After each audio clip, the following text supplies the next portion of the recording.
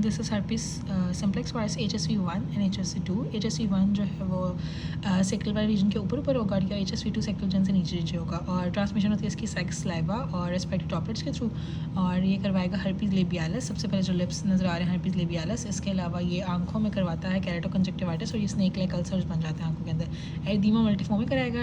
एरिदीमा multiform में जो है वो ऐसे लिम्स पे पैर होगा फिर इनवर्डली मूव करना शुरू कर देंगे, ठीक है।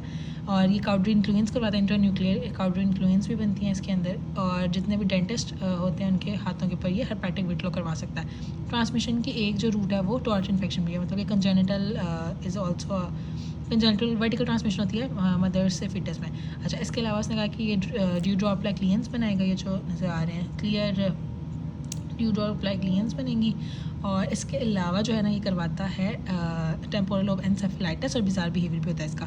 जैंक्स में करवाएंगे तो उसमें मल्टीन्यूक्लिएटेड जॉइंट सेल्स होंगे और जो HSV1 है वो जो है it becomes dormant, remains dormant after the initial infection the trigeminal ganglion और वहीं पर डोरमेंट रहता है और उसके बाद जो है वो रीएक्टिवेट भी हो सकता है। इसके अलावा ये डबल स्ट्रैंडेड DNA था और इनवैलिड भी था। जो HSV हर्पीस जेनिटालिस है वो होता है by infection in the genital region और ये सेक्टल गैंग्लिया में डोरमेंट हो जाएगा और इंतहाई पेनफुल इसकी लीन्स होती हैं। और ये जो है ये ब्रेस हमें नज़र आ रही है तो ये मेनिंजाइटिस करवा सकता है। इसको हम कैसे प्रिवेंट करेंगे? इसका कोई ट्रीटमेंट प्रिवेंशन इसकी नहीं है, इसका ट्रीटमेंट है आई गेस प्रिवेंशन इसकी है, क्योर नहीं है, सॉरी। आपने इसको प्रिवेंट ही करना होता है, इसको आप एसाइक्लोविर एल्साइक्लोविर दे सकते हो, ठीक है।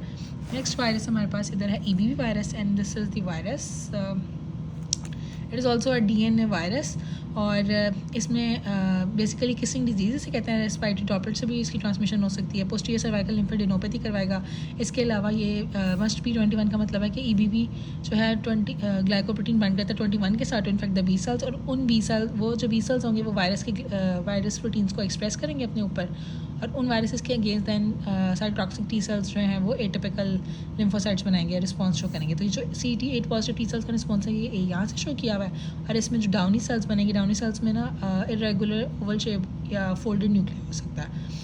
अच्छा, ये डाउनी सेल्स बन गए एटिपिकल लिम्फोसाइटोसिस। पेशेंट कैसे प्रेजेंट करेगा? फ्लू लाइक सिम्टम्स हो सकते हैं, पोस्टीरियर सर्वाइकल लिम्फेडेनोपैथी होगी इसको और T सेल्स की क्योंकि प्रोलिफरेशन हो रही है तो स्प्लीनोमेगाली हो जाएगी और आपने कॉन्टैक्ट स्पोर्ट्स अवॉइड करनी है in order to prevent injury to the splenic rupture को प्रिवेंट करने के लिए। इसके अलावा ये करवाता है हॉजकिन लिम्फोमा में, हॉजकिन लिम्फोमा भी इसका रोल है मिक्स सेलुलैरिटी टाइप में। जो इम्यूनो कॉम्प्रोमाइज पेशेंट्स हैं उसमें हेरी सेल ल्यूकेमिया करवाएगा और जो नॉन हॉजकिन लिम्फोमा या नॉन हॉजकिन लिम्फोमा में ये करवाता है बर्किट लिम्फोमा। उसमें दो तरह के होते हैं, एक स्पोरेडिक होता है और एक होता है एंडामिक। एंडामिक में ये इन्वॉल्व कर रहा होता है आपके पास जॉ के रीजन को, स्पोरेडिक में इंटेस्टाइन्स को।